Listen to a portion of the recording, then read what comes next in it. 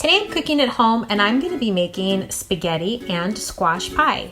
I'm using a medium-sized spaghetti squash and I'm only going to use half of it because this actually gives me a ton of spaghetti squash. And I took the seeds out and I'm cutting it into wedges, putting it in a large bowl with a little bit of water, and I'm plastic wrapping it really well so it steams nicely in the microwave. This takes about 9 minutes for the squash to become tender.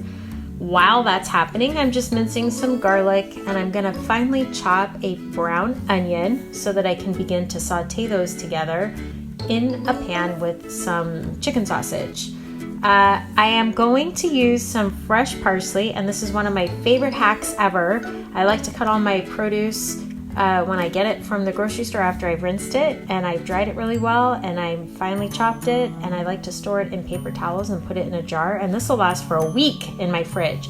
So I already have some parsley ready to roll when I'm finished making the filling so I can add it. I'm grating some Parmesan cheese and I'm going to remove the casings of some chicken Italian sausage. So this part is always a joy. And once I get the casing off, I'm going to throw those away because it's not essential to keep it. My spaghetti squash has been in the microwave for about 9 minutes. Be very careful, steam burns. So as you can see, I'm releasing the steam away from me slowly before I check by using a fork to see if the spaghetti squash starts to shred. And if it shreds easily and it's very soft to the touch, then you know your squash is done.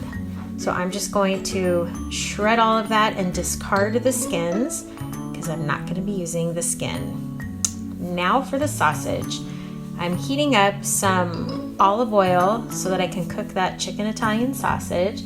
And I want to break up those pieces so that they are very fine.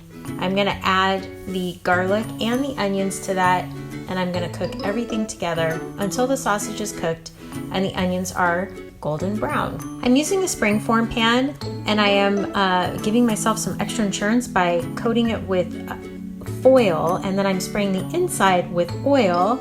And in this large bowl, I mixed together all the stuff and forgot to videotape it. So I've got some jarred marinara sauce, some regular spaghetti pasta, the spaghetti squash that's been cooked, the cooked chicken sausage with the onion and garlic mixture, a little bit of ricotta cheese, the fresh parsley, and some Parmesan cheese. All of that goes into the springform pan. Oven is 350 degrees. Press all that pasta in there really tightly. I baked this for about 40 minutes until the cheese was melted on top and the center was set.